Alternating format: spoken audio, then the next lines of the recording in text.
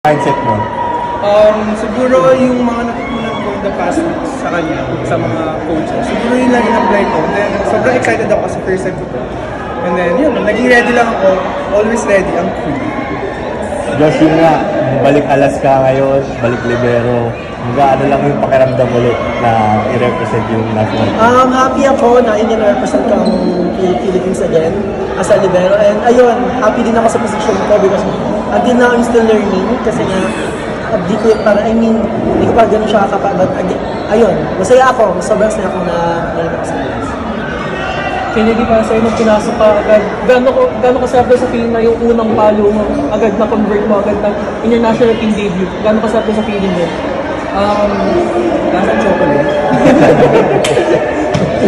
Hindi, sobrang saya. Hindi ko ma-explain. Sobrang saya kasi representing the country is really privilege and hindi makukuha ng basa-basa. Ano lang pakiramdam kasama mo yung mga kapwa UAAP MVPs mo tapos si Mark din na last Ateneo MVPs bago ikaw? Siguro sobrang exciting siya kasi alam kong supportahan ako. Kasi alam kong may mga experience na iba. Yung pumasok ako sa loob ng ko, parang sabi lang sa akin, laruin mo lang ako ng laro mo yun, nagtaray. And mas gano'ng kalaking bagay na yung sisterhood yung dalawa ay nadadala nila sa national team together. Ayun, masaya ako nga kasi kasama ako sa national team.